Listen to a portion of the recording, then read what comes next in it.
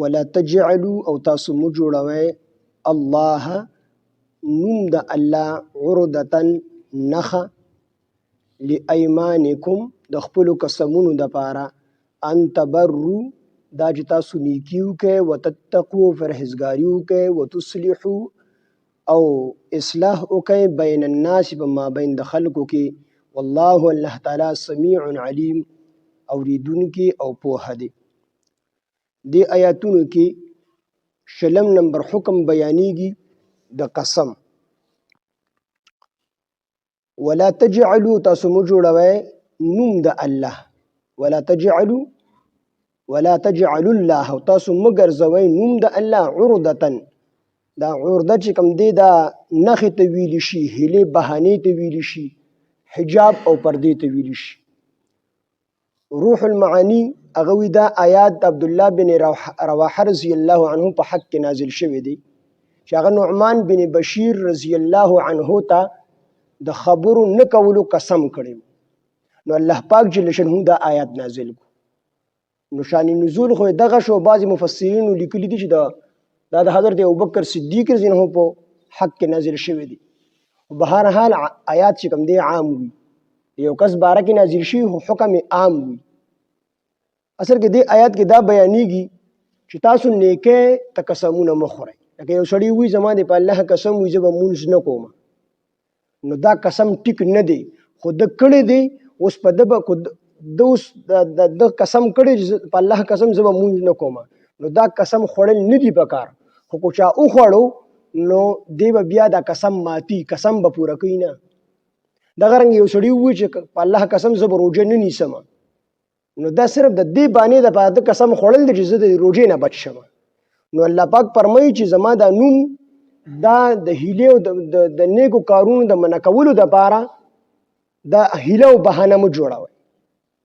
نو حکم دا دی چې کوم سړی قسم خوري نیک کار ته زه خپل پلار سره خبرې نه کوم نو د باندې اوس دا خبر لازمي ده چې دا قسم مات کی او کفاره ورکي قسم مات کی او کفاره ورکي. دغه رنګ یو سړی زه مور سره خبرې نه کوم د لپاره ما قسم کړی دی نو دا باندې دی نو جوړي چې ما قسم کړی دی بلکې د خپل قسم د مات کی او کفاره دی ورکي. خپل قسم د مات کی کفاره دی ورکي او مور سره د خبرې کول شروع کی. نو څومره نیک اعمال چې د دې مبارکه به قسم نه خوري څومره نیک کارونه چې د دې مبارکه به قسم نه خوري چې زبدا نه کوم خو کو دې او خوړو نو بیا دغه قسم ماتول مسنون دي چې ته د خپل قسم مات کی او کفاره ورکي. نو دې کې الله پاک جل جلاله فرمایي چې زما دا اصل کې دا دغه چې دی دا عرضوتن دا د یو سیز نه د منع کولو دپاره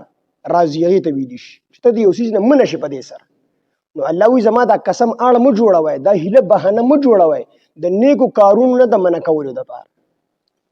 ولا تجعلوا او تاسو مه ګرځوئ الله نوم د الله عرضتن پرده منع کوونکې او دغه رنګې عرضه هیله بهانه نخه لایمانکم د خپلو قسمونو دپاره د څه دپاره د خپلو قسمونو دپاره چې څنګه ان تبروا دا چې تاسو نیکي وکئ وتتقوا او پرهیزګاري وکئ وتصلحوا او اصلاح وکئ بین الناس په مابین د خلکو کې. نو که تاسو مطلب د الله دا نوم د دې دپاره استعمال کړئ چې تاسو د خلکو منځ کې د صلح او د اصلاح نه چې کوم دی ځان منع کړئ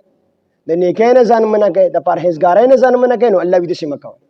بلکې د نیکو دپاره د نیکو کارونو دپاره به قسم نه خوري چې زه به دا نه کوم او که دې وخوړه نو حکم یې دا چې دا قسم بیا مات که او کفاره ورکړه. ولا تجعلوا او تاسو مه ګرځوئ الله نوم د الله عرضتن نخه یا هیله بهانه یا حجاب پرده لایمانکم د خپلو قسمونو دپاره ان تبروا د چې تاسو نیکي وکئ وتتقوا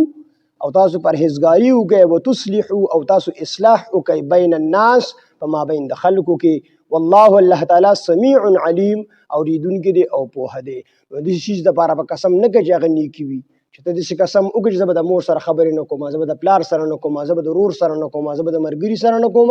نو دا قسم به بیا ماته او کفاره به ورکړي.